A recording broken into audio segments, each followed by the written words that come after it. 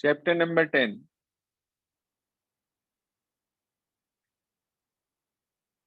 Example number 2। इस पर डाल लें मोस्ट इंपॉर्टेंट, कई बार एग्जाम में आ चुका है और आगे भी आने की पूरी पूरी उम्मीद है। इस तरीके से आपको एक सर्कल दिया गया है, कहा गया two tangents TP and TQ are drawn to a circle with centre O from an external point T। एक एक्सटर्नल पॉइंट T से दो टेंजेंट डाल रखी हैं, एक का नाम कह रहा है TP, एक का नाम कह रहा है TQ। बना दी हमने दोनों। आगे कह रहा है प्रूव करो एंगल PTQ इक्वल होगा ट्वाइस ऑफ एंगल OPQ के। तो हमने PQ को जोड़ दिया, फिगर में भी जोड़ा हुआ है, यहाँ पे सेंटर है। अब जब कुछ बच्चे इस फिगर को बनाते हैं ना बिना फिगर देखे, तो वो इतनी बड़ी बेवकूफी करते हैं कि जब वो फिगर बना रहे हैं एक्सटर्नल पॉइंट से दो टेंजेंट डली हुई है, इन दोनों को मिलाते हैं और यहाँ पे सेंटर ले लेते हैं इसके ऊपर। क्या ऐसा पॉसिबल है? No sir. क्यों नहीं है पॉसिबल? कब किस केस में दोनों पॉइंट ऑफ कांटेक्ट को जोड़ने वाली लाइन सेंटर से पास होगी? When tangents are parallel. Very good, when tangents are parallel. क्योंकि अगर मान लीजिए आपने सेंटर इसके ऊपर रख दिया ना कॉर्ड के ऊपर, तो उसका मतलब है कि दोनों टेंजेंट पैरेलल हैं, जबकि यहाँ साफ दिखाई दे रहा कि both tangents are intersecting, means that it is not possible that the point of contact of two intersecting tangents have a line passing through the center। कभी भी ऐसा नहीं हो सकता। तो जब भी कभी फिगर आप बनाएं तो इस चीज का स्पेशल ध्यान रखें कि कहीं आप गलती तो नहीं कर रहे हैं। तो फिलहाल फिगर क्लियर हो गई सबको? Yes sir. Yes sir. उसने उसने Yes, बोला sir. एंगल PTQ, ये वाला बेटा जी, इक्वल होगा ट्वाइस ऑफ एंगल OPQ के। इसके ट्वाइस दिखाना है मुझे। देखिए ध्यान से प्रूफ।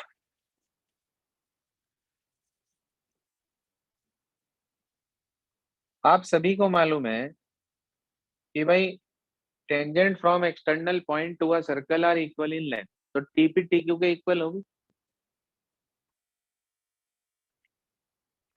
TP के ठीक सामने वाला एंगल 1 और TQ के ठीक सामने वाला एंगल 2 आपस में इक्वल होगा क्या?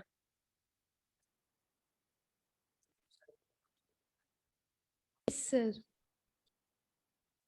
आपने लिखा इन ट्राइंगल PTQ,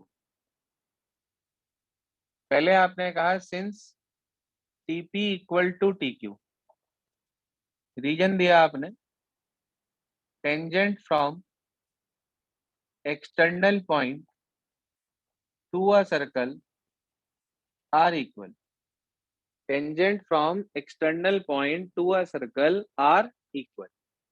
तो इसका मतलब ये हुआ TP के सामने वाला एंगल 1 एंगल 2 के इक्वल हो जाएगा। रीजन देंगे आप angle opposite to equal sides are also equal.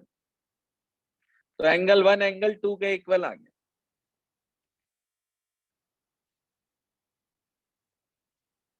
अब जरा ध्यान से देखो, OP क्या है?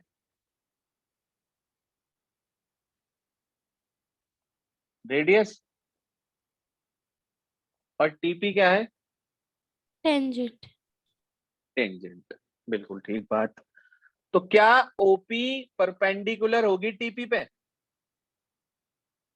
Yes, sir.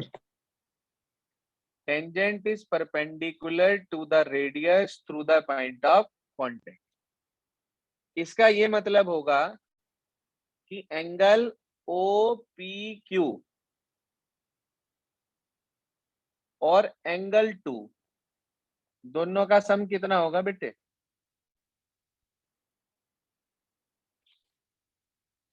नाइन्टी। पक्का? भाई इन दोनों एंगल का सम 90 होगा ना, ये परपेंडिकुलर है तो। बताओ एंगल 2 की वैल्यू कितनी आ गई?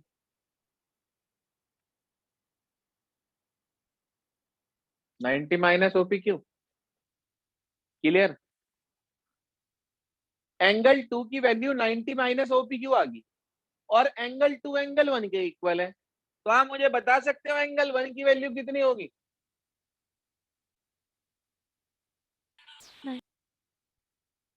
90 माइनस यही होगी, एंगल OPQ। बिल्कुल ठीक बात, यही तो होगी। जब दोनों एंगल इक्वल हैं तो सेम ही तो वैल्यू होगी दोनों की। नाउ एंगल PTQ का, एंगल 1 का और एंगल 2 का सम 180 डिग्री होगा। रीजन देंगे आप angle sum property of triangle. PTQ को तो PTQ रहने दिया, 1 की वैल्यू मुझे पता है 90 माइनस OPQ, 2 की भी पता है मुझे 90 माइनस OPQ इक्वल्स टू, ये आ गया हमारे पास 180 degree. Any query? No sir. हाँ जी। अब इसके बाद जरा इन दोनों को ऐड करना, 90 प्लस 90,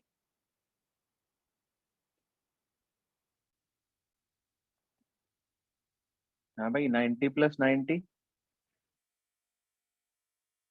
180, उधर ले जाएंगे तो माइनस का 180 हो गया, माइनस OPQ तो माइनस के 2 OPQ, इसे भी उधर ले जाएं तो प्लस के 2 एंगल OPQ, 180 से 180 कट गया, PTQ इक्वल आ गया क्या ट्वाइस ऑफ एंगल OPQ के। सर बड़ा आसान सा क्वेश्चन है, हमने क्या करा, एंगल 1 और एंगल 2 की वैल्यू OPQ की टर्म्स में निकालनी। ठीक है भाई, एक ट्राइंगल के अंदर मैंने देखा जिस ट्राइंगल में PTQ आ रहा था उसके अंदर दो और एंगल थे, तो मैंने उन दोनों एंगल की वैल्यू इस एंगल की टर्म्स में निकाल ली। जिन दोनों के बीच में अब मुझे रिलेशन चाहिए था, मेरे पास सब कुछ उसी की टर्म्स में आ गया, तो मैंने पहले इसमें ASP लगाई, 1 की जगह 90 माइनस OPQ रख दिया, 2 की जगह भी 90 माइनस OPQ रख दिया। तो मैंने देखा मेरे पास एक ऐसी इक्वेशन आ गई जिसमें सिर्फ और सिर्फ वही एंगल एग्जिस्ट कर रहे हैं जो मुझे यहाँ पर प्रूव में लाने थे, बाकी सब कुछ कट गया, तो जो रिजल्ट मुझे चाहिए था वो मुझे मिल गया। भारी है question? No sir. No sir. सबको क्लियर?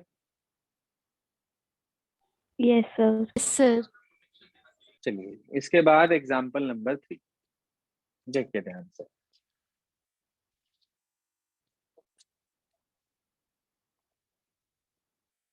एग्जाम्पल नंबर 3 को करने के ना दो तरीके हैं, एक है पाइथागोरस थ्योरम और एक है सिमिलैरिटी ऑफ ट्राइंगल, जो आप लोगों ने टर्म 1 में पढ़ा था।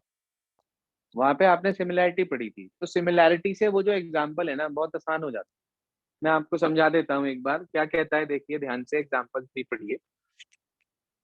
कह रहा PQ is a chord of length 8 centimetre, अच्छा, of circle of radius 5 centimetre, radius दे रखा 5, PQ की लेंथ दे रखी 8। कह रहा the tangent eight P and Q intersect at A point T। जो P और Q पे दो टेंजेंट बनाई गई वो एक दूसरे को T पे इंटरसेक्ट करती। अच्छा, उसने ये कहा हमारे से कि TP की लेंथ बताइए कितनी होगी, TP की लेंथ बतानी है हमें, तो कुछ कुछ ऐसी तो है फिगर।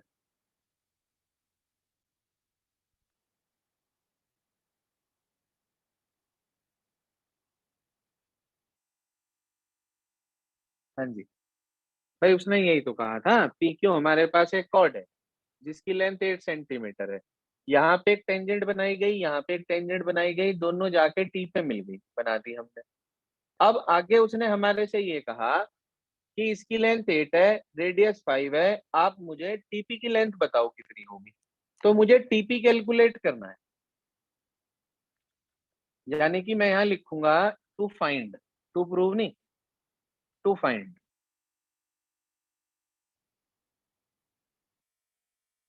टू फाइंड में आ जाएगा TP, प्रूफ नहीं लिखेंगे, सोल्यूशन लिखेंगे, क्योंकि हमें फाइंड करना है। ठीक है जी। कंस्ट्रक्शन में पहले आप इसे जोड़ लेना, मैंने लिखी नहीं है कंस्ट्रक्शन, आप लोग लिख लीजिएगा। इसे जोड़ लीजिएगा कंस्ट्रक्शन में। हाँ जी, अब जरा इसका सॉल्यूशन देख लो, एक बार आप समझ लो पहले, उसके बाद कराऊंगा। आपके सामने एक ट्राइंगल है TPQ, दिख रहा है? Yes, sir. Yes, sir. इसके अंदर ये लाइन जो ज्वाइन हो रही है OT, क्या ये इस एंगल का बाइसेक्टर है? Yes, sir. Yes, sir.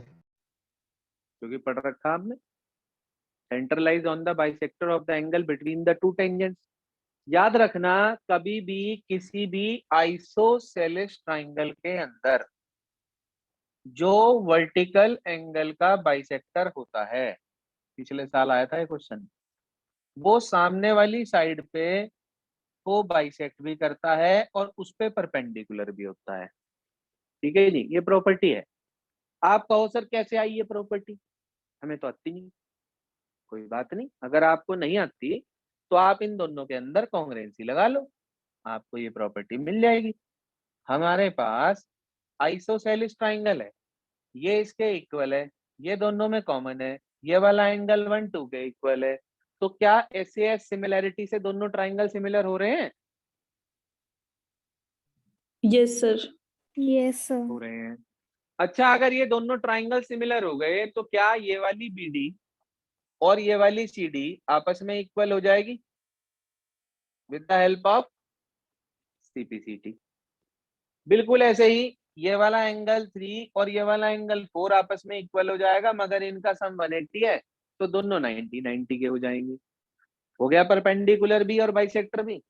तो इसका मतलब Yes, हमें sir. एक प्रॉपर्टी का पता चला कि किसी भी आइसोसेलेस या इक्विलेटरल ट्राइंगल के अंदर, ध्यान से सुन लो, आइसोसेलेस या इक्विलेटरल ट्राइंगल के अंदर जो वर्टिकल एंगल का बाइसेक्टर होता है वो सामने वाली साइड पे परपेंडिकुलर भी होता है और उसको बाइसेक्ट भी करता है। इतनी बात सबको समझ में आ गई? Yes, Yes, sir. sir. यदि यदि आप डायरेक्ट रिजल्ट लगाने से घबरा रहे हैं, आपको लग रहा है भाई टीचर काट ना दे, या हमारी क्लास में तो टीचर ने कॉन्ग्रुएंसी से कराया है, वैसे तो टीचर एग्जाम्पल कम ही कराते हैं, लेकिन अगर कराया है और मान लीजिए उन्होंने कॉन्ग्रुएंसी से कराया है, तो कोई बात नहीं, you all know how to apply the congruence now. Simply you apply the congruence और आप ये कह सकते हैं कि भाई यहाँ पर PR QR के इक्वल हो गई, यानी कि ये भी 4 सेंटीमीटर हो गई और ये भी 4 सेंटीमीटर हो गई। ये हमें दे रखी है 5 सेंटीमीटर और ये एंगल 90 डिग्री का हो गया। बोलिए सर, कितना पॉइंट हर बच्चे को clear? Yes, sir. Yes, sir. Yes, sir. पहले ना मैं यहां तक का लिख रहा हूं, देखो मैंने लिखा भाई इन ट्राइंगल PTQ, या ऐसे लिखो, चलो ऐसे ही रहने दो, इन ट्राइंगल PTQ आपने कहा TP इक्वल है TQ के, क्यों? रीजन दिया, tangent from external point to a circle are equal and TR is the bisector, जी हाँ,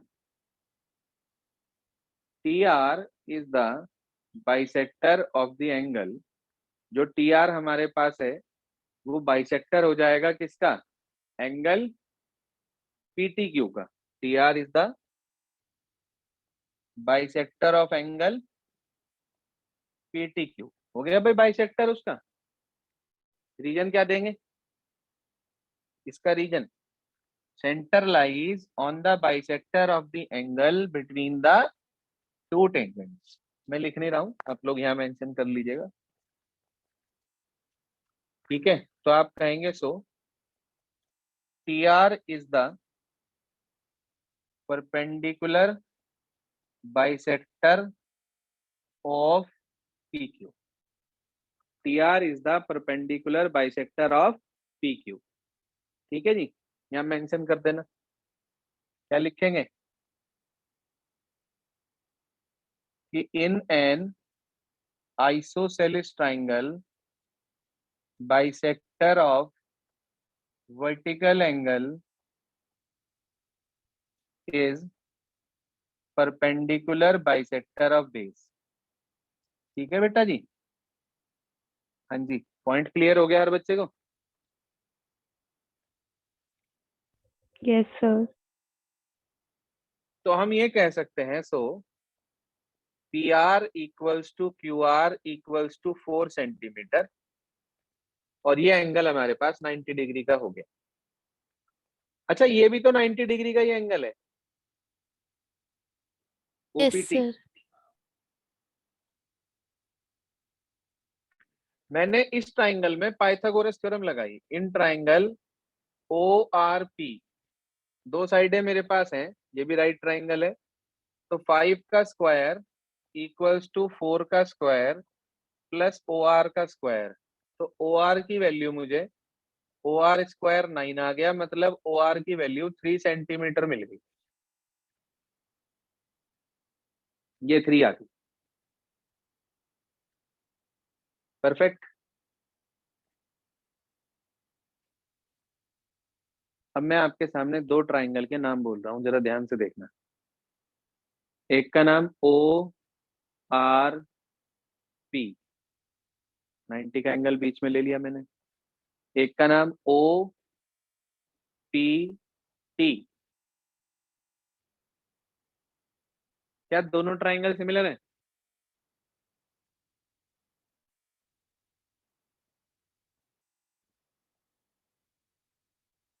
मैं सिमिलर करके नहीं दिखा रहा हूं। एक तो एंगल ओ तो दोनों में कॉमन है, ये वाला और ये वाला 90 डिग्री का है। तो बाय ए सिमिलैरिटी क्या दोनों ट्राइंगल सिमिलर हो गए? बोलो भाई, क्लियर नहीं हुआ क्या कंसेप्ट? हो गया सर। हो हो गया गया सर। सर। बनाओ, बनाओ जरा ratio. O R upon OP, P R upon PT या टीपी, ओपी और ओटी। जरा सबकी वैल्यू OT रखो। ओ आर बताओ कितना है? 3। ओपी कितना है?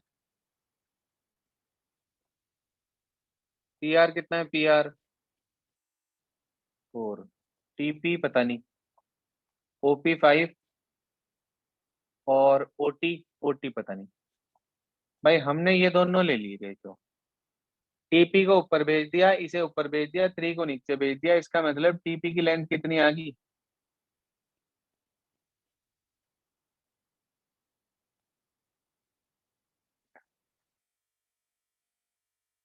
आंसर चेक करो क्या दिया।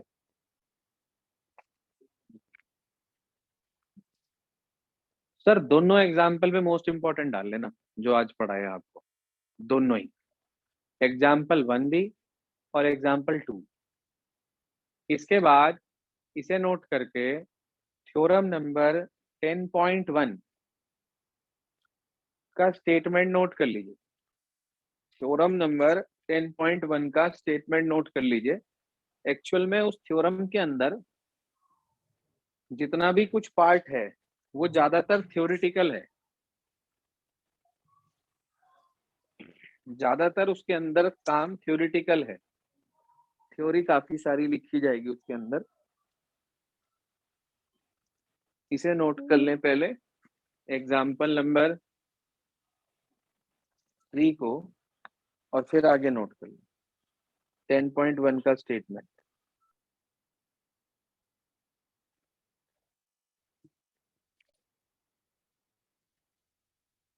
यहाँ पे अगर आप ये सिमिलैरिटी दिखाना चाहो तो शो कर देना यहाँ पे कि in triangle this and this angle O क्या हो जाएगा?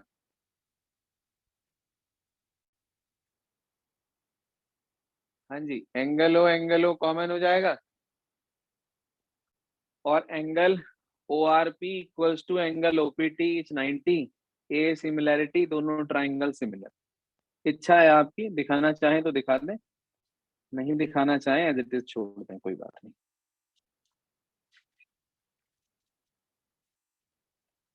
जी हाँ, इसके बाद हेडिंग डाल लीजिए थ्योरम 10.1 स्टेटमेंट नोट कर लीजिए बुक से। आपकी बुक में स्टेटमेंट लिखा हुआ है एक्सरसाइज नंबर 10.1 से ठीक पहले, पेज नंबर है 208। स्टेटमेंट कह रहा है the tangent at any point of a circle is perpendicular to the radius through the point of contact. Board exam में कम से कम 7 से 8 बार आ चुकी है थ्योरम, जो अब आप पढ़ने जा रहे हैं। थ्योरम नंबर 10.1,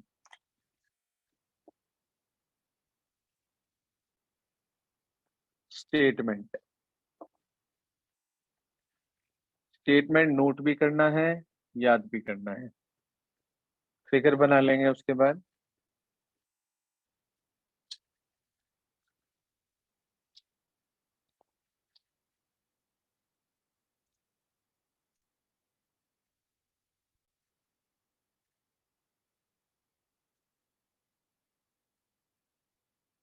गिवन है circle with centre O and a tangent AB at a point P of the circle।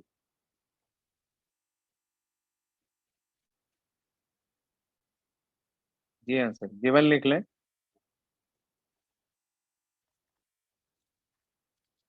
A circle with center O and AB is a tangent at a point P of the circle। Proof क्या करना है हमें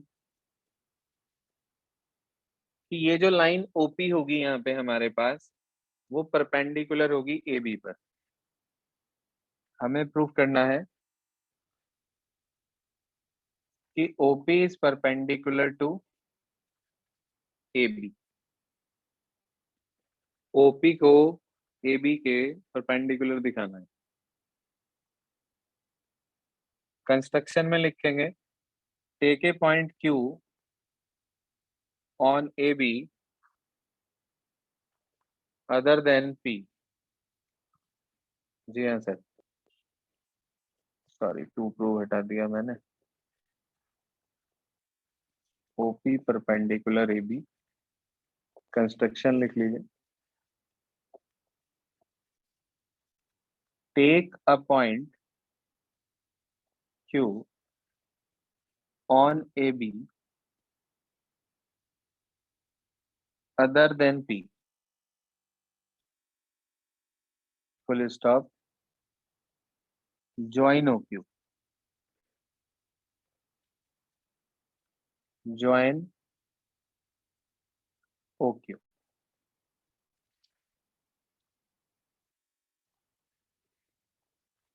यहां तक कोई परेशानी? No sir. अब सिर्फ और सिर्फ समझ लो। प्रूफ तो मैं इसका आपको बाद में लिखवाऊंगा, पहले समझ लो इसे। प्रूफ तो मैं ग्रुप पे सेंड कर दूंगा, वहां से नोट कर लेना आप। अब एक बात समझो ध्यान से कि Q पॉइंट P से अलग है, ठीक है, और आपको पता है कि AB टेंजेंट है P पॉइंट पे। तो इसका मतलब ये हुआ कि अगर मैं टेंजेंट पे कोई भी पॉइंट लूंगा P से अलग, वो हर हालत में सर्किल से तो बाहर ही होगा, सर्किल पे तो नहीं हो सकता,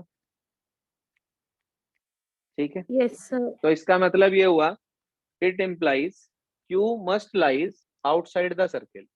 तो when you join OQ then it intersect the circle. ये प्रूफ में लिखी जाएगी बात। और जब ये इसे इंटरसेक्ट करेगी तो मैं उसे R मान लूं। हाँ जी sir, Q is a point on the tangent AB other than P, तो इसका मतलब Q lies outside the circle. पक्का? Yes, sir. तो अगर Q सर्कल पे के बाहर है तो इसका ये मतलब हो गया कि OQ कहीं ना कहीं सर्किल को इंटरसेक्ट करेगी जब आप OQ को ज्वाइन कर रहे हैं। तो हमने ये मान लिया कि let OQ intersect the circle at R। OQ circle को कहाँ कट कर रही है? R पे कट कर रही है। पक्की बात? बोलो भाई, क्लियर है? Yes, sir. तो इसका Yes, ये sir. अभी लिखना मत कुछ भी, सुन लो। तो इसका मतलब ओ आर ओ क्यू से छोटी होगी क्या?